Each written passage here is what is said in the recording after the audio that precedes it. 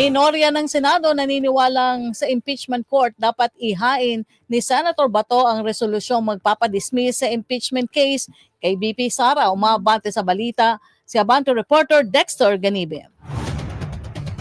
Naniniwala si Senate Minority Leader Coco Pimentel na hindi tama na sa Senate plenary ihain ang anumang resolusyon o mosyon para i-dismiss ang impeachment case ni VP Sara Duterte.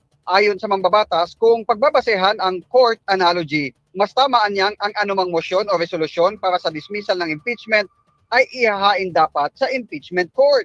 Pero giit niya na magiging unconstitutional pa rin kung agad-agad na i-dismiss ang impeachment case dahil sa probisyon ng saligang batas na nag-aata sa Senado na kagyat na simulan ang impeachment trial.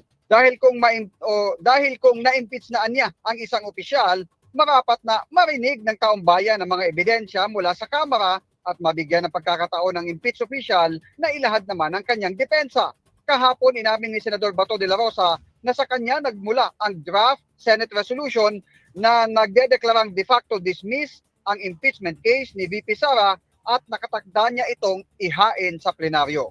Ako si Dexter Ganibe ng Abante Radio. Ito ang balitang mabilis, mabangis at walang mintis.